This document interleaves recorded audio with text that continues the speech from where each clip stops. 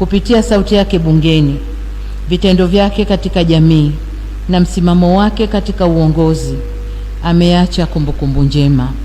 Nirudie aliyoyasema mmoja katika viongozi wa dini, ameandika hadithi nzuri kwa ajili yake.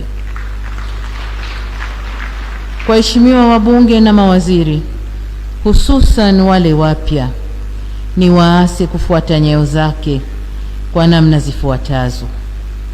Mafanikio ya bunge na taifa yanatokana na mshikamano wa wabunge wote bila kujali tofauti za kisiasa. Mijadala inabaki katika misingi ya kistaarabu na kuhakikisha inalinda heshima ya bunge kama chombo cha uwakilishi na wananchi, na pia kutimiza wajibu wenu kwa uadilifu kama alivyokuwa kiongozi wenu huyu Jenista Mhagama. Waheshimiwa na wanafamilia, nihitimishe hotuba yangu kwa kusema tunamshukuru Mungu kwa mchango mkubwa wa marehemu Jenista katika maendeleo ya jimbo lake, chama chetu, serikali na taifa kwa ujumla. Tunatambua kuwa safari yake ya uongozi haikuwa rahisi, lakini aliitembea kwa ujasiri, hekima na heshima. Leo tunapomuaga kuelekea katika makao yake ya milele, tunabaki na kumbukumbu za tabasamu lake. Niliwahi kuwasikia watu wakisema hajawahi kumuona Jenista akikasirika.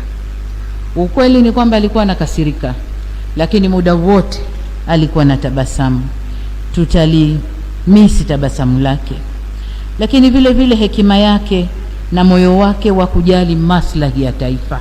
Na hapa nataka nipige mstari, moyo wake wa kujali maslahi ya taifa tunakwenda kuyamisi, na niseme tumepoteza mtu muhimu sana.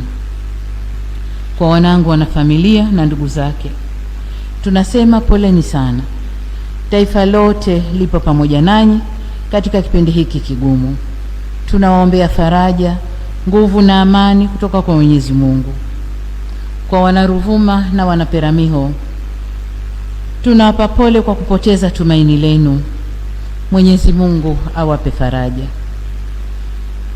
Kwa mdogo wangu Mheshimiwa Jenista Mhagama, lakini kabla yeye, kwa Mheshimiwa Spika na wabunge wote ikiwemo wana CCM wenzangu, niseme tumeondokewa na tuweni pole.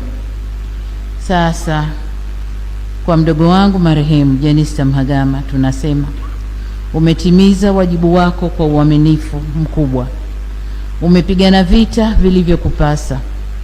Uimara wa taifa letu ni pamoja na mchango wako mkubwa.